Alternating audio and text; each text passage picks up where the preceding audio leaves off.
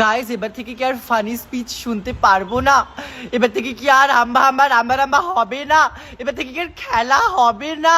আর আমরা কবিতা শুনতে পারবো না তার মুখে? আবৃত্তি, গান, মন্ত্র, কত কিছু আর হবে না। তোমরা সবাই আমাকে বারবার বলছিলে ভোটের রেজাল্ট নিয়ে একটা ভিডিও বানাতে। ফাইনালি আমি ভিডিও বানাচ্ছি, মনে খুব দুঃখ নিয়ে, কারণ 15 বছরের একটা ঐতিহাসিক এরা শেষ হয়ে গেছে আর মনে দিয়ে গেছে অনেক কষ্ট। আমি কিভাবে এন্টারটেইন হব? আমি সবাইকে এন্টারটেইন করি, আমিও তো একজনের থেকে এন্টারটেইনমেন্ট নিতাম, বলো এবার আমার কি হবে? যাই হোক, আমাদের হাসি এন্টারটেইনমেন্টের রিজন অ্যান্ড ওয়েস্ট বেঙ্গলের মিম কালচার এখন পুরোটাই অতীত। যা হয় ভালোর জন্য হয়, যে আসে ভালোর জন্যই আসে।